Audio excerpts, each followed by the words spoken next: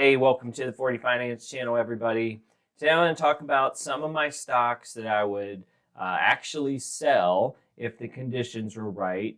These are stocks that I'm not necessarily in a hurry to get rid of, but if the market conditions hit a point where I could either A, get my money back or make more profits in the reasonable future, then I would definitely pair them out for different opportunities down the road. Now, normally the stocks that I buy, it's always for a 3 to 5 year outlook, certainly no less than a 1 year hold.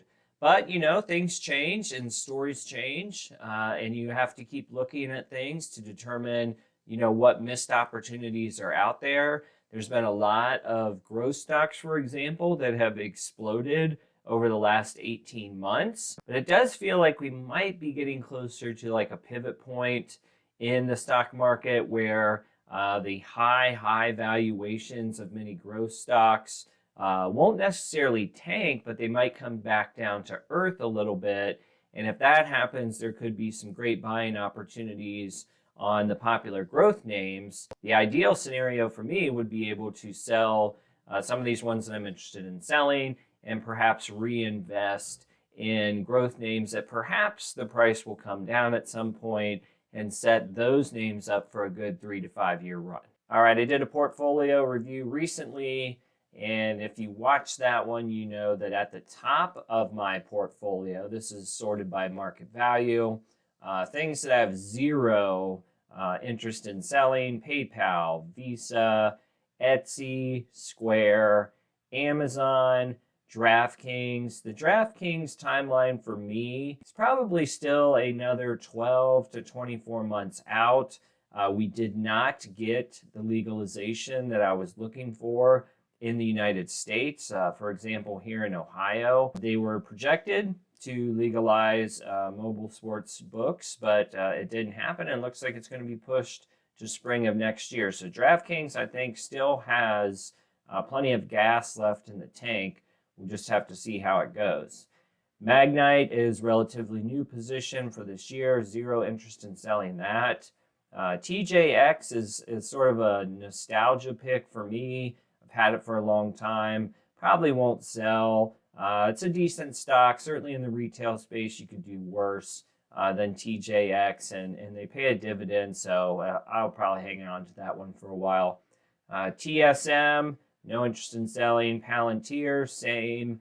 Rocket, it's been a dog for me, but I've been in this game for a long time with Rocket. I do see brighter things. Outside of some sort of event that pushed the stock price up quickly, I would definitely hang this one through next year to watch the housing market. Zillow, new position, not selling my Zillow. Then we get down to these bottom three, and this is where the sells would happen. For me, you have TAP, which is Molson Coors, Sabre, and Smile Direct Club. Now, Sabre and Smile Direct Club are both stocks that I purchased with a short-term interest, which is actually not something I do very much, but during COVID, both of these companies got hit for different reasons and different circumstances, and I bought them because at the time that I bought them, I thought they were cheap plays on a rebound.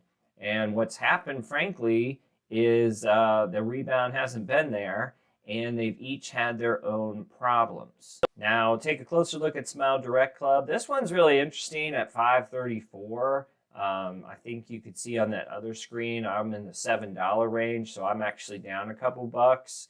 But it doesn't have to go too far for me to break even. Unfortunately, and you see the year-to-date chart here, you switch to a 1 year, they cannot get a single piece of good news, right? So there was a point in, looks like maybe January, that it was $13.28, and I could have sold and doubled up my money, but I didn't because I thought that the rebound story was just beginning. And as it turns out, I really should have taken that.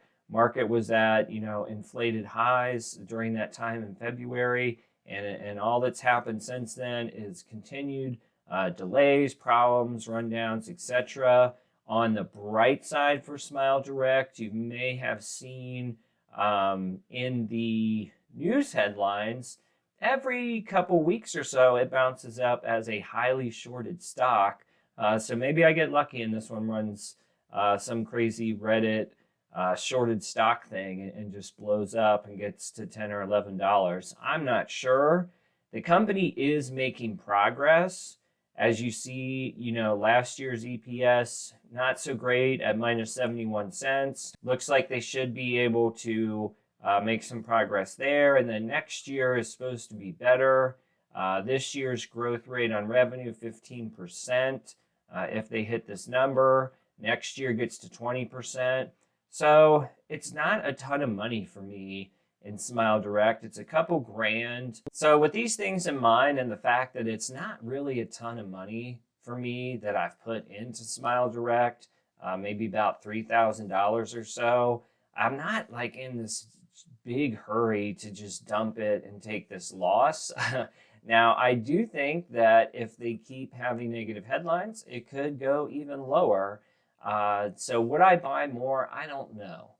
That's a tough call. But I might be inclined to. But every time they have a negative update, it probably pushes the stock back a whole nother year. So we're really waiting for short sell killers to come in here and push this one up at least to a break-even point for me before I'd go get my money back. All right, next up is Sabre.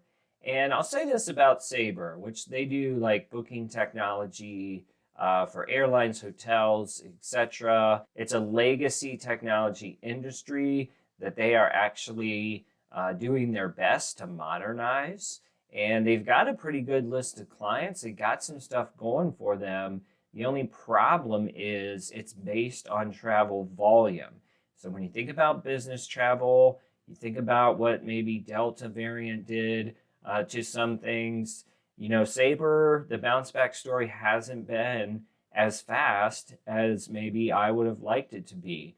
So trailing 12 months EPS is still, in negative territory. And if we look at the analysis, making a little bit of progress off of last year's $3.18. You shave $1 off it.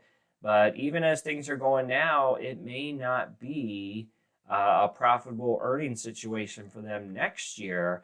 So while 1098 isn't a lot of money for a stock, PE ratio wise, it's not exactly the most attractive play out there. Now, here's the thing with Sabre and why I probably haven't sold it to this date is this year just didn't pan out when it comes to the recovery, right? So similar to Smile Direct, 1.33 billion. This year they get to 1.72 billion. Next year, at least from a projection standpoint, they have another billion on top of that. So you have sales forecasts much larger next year than this year, and that's even from a growth perspective. So I still think there's something with Sabre, and I'm just not in a hurry, even though it's a dog right now. I feel like a time will come for this one when travel bounces back. And it's really interesting to me because I did a travel video maybe 2 or 3 weeks ago, and I talked about how travel stocks in general really have kind of priced themselves into perfection, even though we know that leisure travel by itself, I'm talking about hotels, Expedia, Airbnb, none of those numbers have really supported the claim that leisure travel is back to the full 100%. We'll have to see how that goes over the winter time. So at the end of the day, even though I've been looking for good travel plays, I still have Sabre, and it's arguably more undervalued than some of the more popular travel names, such as Airbnb, etc. All right, last one here is TAP. This is another company I've held for 3 or 4 years. It's basically been a losing investment. I'm up right now. I think my cost base is $34. I'm up like 25% or something. But what you can't see in that number is I had TAP shares, let's just say it was pre-COVID. My cost basis was probably about $65. and then it tanked, like everything else did in the pandemic. And I hung on to it at that point. And as it got to maybe like fall of 2020, something like that, I added some more shares to lower my cost basis. And then I waited a little bit longer. And then I decided to go back in and sell my cost basis shares that were in the 60s, right? So my remaining portion of TAP is actually plus, but I sold off some at $65. I forget, maybe it was like 25%, 20% of my total holdings. I sold those shares that I bought on an expensive time frame and booked the tax loss to help me last year right before taxes. Now, they've done some great things over the past year or so. Things just do not move fast in this world, and there's still supply chain issues and stuff that go on.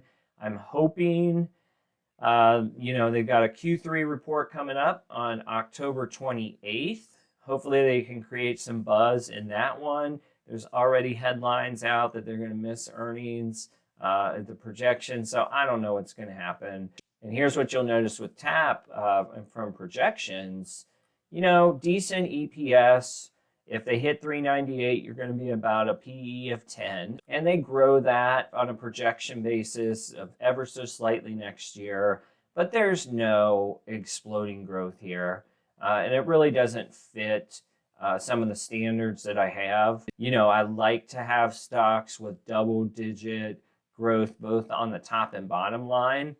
Even if EPS is negative, we want to see double-digit growth projected. And they don't fit the bill really on that. You can see sales are going to be plus 6% this year if they hit their number. And then next year you get down to 3% or less. It's just not growing very fast.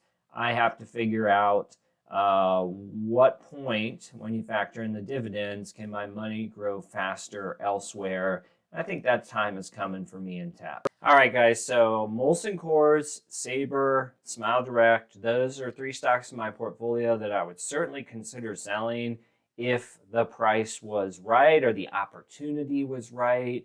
Collectively, I'm kind of looking at the numbers over here.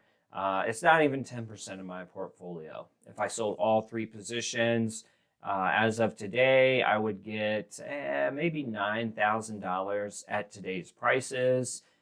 So that's why I can afford to be patient, because it's just not, like, as much as it drags down maybe the momentum of my portfolio or maybe the excitement level, all these stocks are not trading at a peak, right? You can even argue with Smile Direct and Sabre, sentiment is low right now. Why would you sell at low sentiment? And that's what those 2 stocks have, unfortunately.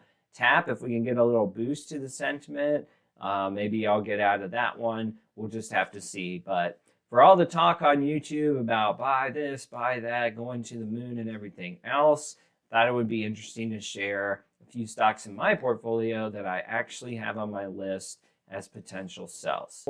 Guys, let me know if you're selling any stocks in your portfolio, maybe thinking about a readjustment for your 2022 holdings. Let me know what you have in mind in the comments below. As always, please like the video, share with your friends. I'll see you on the next one.